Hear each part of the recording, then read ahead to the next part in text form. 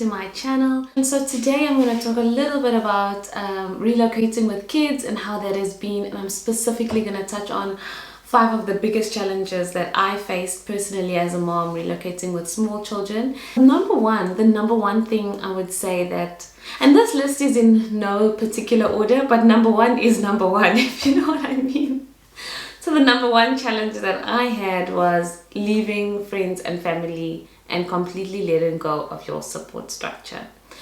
They say it takes a village to raise children, and that is so true even in the day and age that we live in. It's whoever is in your circle at the moment, you know how they are so valuable in helping you raise your children, even if they're not necessarily there to help you with childcare, but they're there just to help you with the emotional support. So that has been a huge challenge for me, leaving my parents, my siblings, and obviously then my other mom friends that I had built relationships over the years, leaving all that behind, moving abroad and not having anybody to help you on the journey of motherhood. So that has of course been really tough, I must say. I don't want to sugarcoat anything. This channel is all about truth and speaking truth and being honest, and that has been the single most difficult thing for me. Not only not having any help with childcare, but the emotional aspect that comes with having a village that surrounds you. That has been really a tough thing, especially when you're navigating a new life with small children. But what's also been really difficult is me not being able to be there for other people. So while we were away, my sister gave birth to her first baby boy,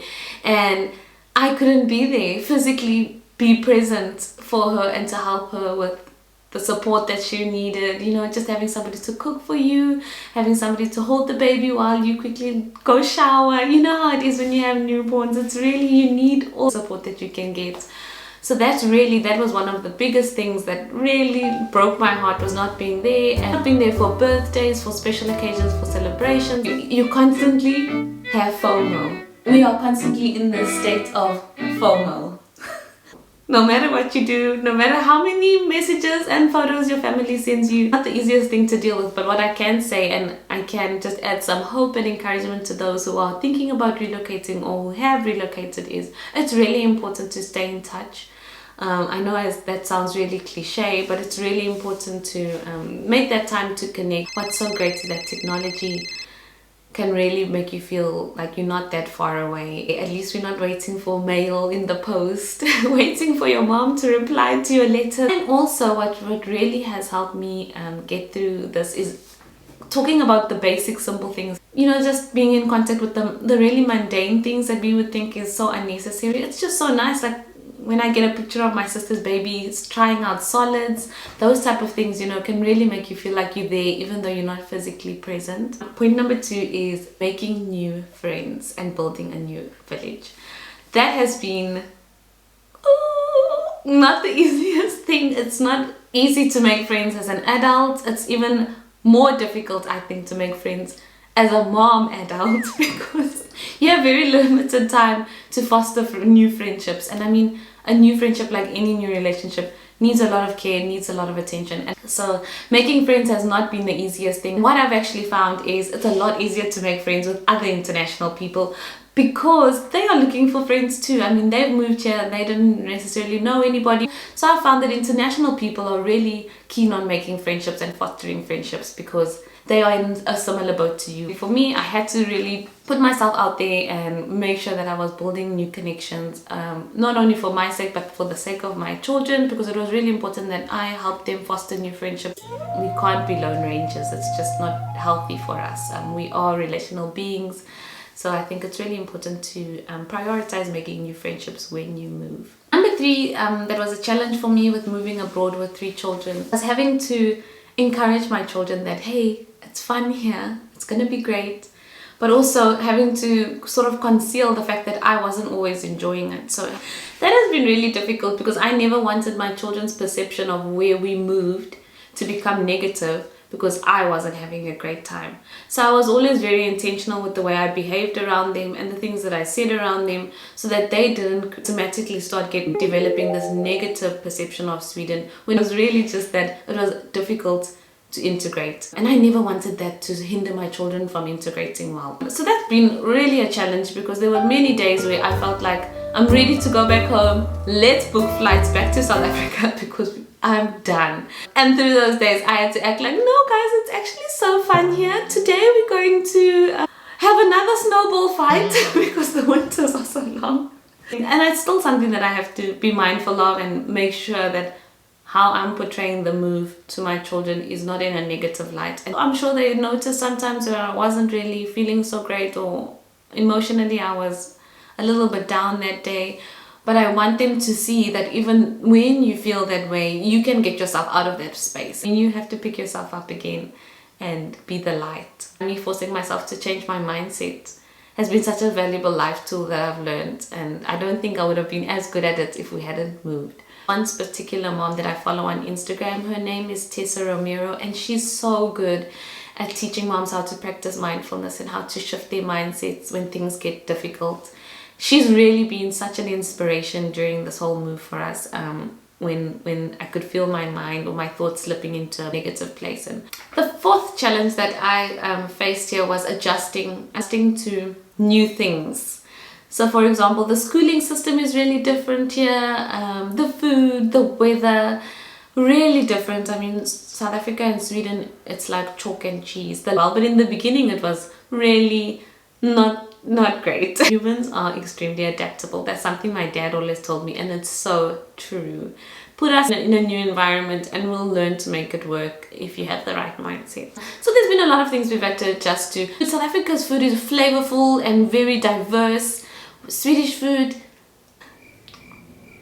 but yeah, I don't know how to say this in a nice way. Swedish food is very salty. That's all I can say. I don't want to offend anybody. I really appreciate Sweden very much, and there's great things about it, but it's very different. A lot of things that I found, let me say, weird. And I can give you an example. Here in preschool, the kids sleep outside. Well, and not all preschools, it's just a common practice in Scandinavian countries that children sleep outside. And in the beginning, I was like, there is no way my child is napping outside. I learned the benefits of sleeping outside, and it's just been so incredible based on how good it is for their lungs, for their breathing. It also really helps with germ control. So instead of everyone sleeping clustered up in one small space in a classroom, they sleep outside, breathing in fresh air. It also really, for some reason, helps kids nap longer. So my 2-year-old naps a lot longer when she's napping outside. And of course, they keep the kids really warm. It's not like you shivering there sleeping outside. And that's just an example of something where I thought, that's absurd. Yeah, I just want to tell people, if you do ever have the chance or the opportunity to move abroad, be open to how other people do things. Don't go there with a closed mindset. You think everything that you know is right and everything that's new to you is wrong. It's been really difficult initially to adapt, but it's also been a really fresh wind that's been blown over us to see how other people do things and just learning new ways of living. So, you know, yeah, I just want to encourage people, be open to trying new things. You might not be used to it, it might be a little bit strange to you in the beginning, but it's really just because you didn't grow up that way. And then number 5, links a little bit to number 4 with adapting to new life. Number 5 has definitely been the challenge with the language barrier. The Swedes do have a general good knowledge of English. 99.9% of Swedes can speak English and communicate really well in English. I often felt like, I don't want to inconvenience somebody. I don't want to inconvenience a Swede because now they're going to have to switch over to English. And yeah, I just always felt like I was being this annoying inconvenience. But now I sort of have decided to not be afraid to interact with people just because they're going to have to now speak English. I don't think people mind. I think deep down everyone is actually a nice person and everyone will try their best to accommodate the other person. Okay, not everyone, but a lot of people, or most people, try their best to accommodate each other. So I think I just need to continue to keep a positive mindset when it comes to learning a new language, because I did reach a point where I felt very resentful because I wasn't learning as quickly as I thought. Now I sort of have decided to just have fun while doing it and not put so much pressure on myself to know it by a certain time. And I found when you make an effort, people really appreciate the effort that you're making. So yeah, those are my challenges that I faced moving abroad with children. I hope it's helped you a little bit, maybe encouraged you. If you are a mom that's living abroad with small children, this is your sign that you can do it. Don't give up. I know it's not the easiest, but look for the joy in everything and be the light in every situation. Remember that a lot of how your life turns out is actually just based on your mindset. Be intentional about what you think about and also what you consume on a daily basis. So be mindful of who you're following on social media, who you're talking to. Surround yourself with like-minded people. Surround yourself with people who are going to add value and uplift you and encourage you and support you. Surround yourself with people who are going to fan your flame and make your fire bigger and make you burn brighter and not try and kill your flame. If you'd like, start a conversation in the comment section. It would be really nice to get in touch. Yeah, I'll see you next time. Bye.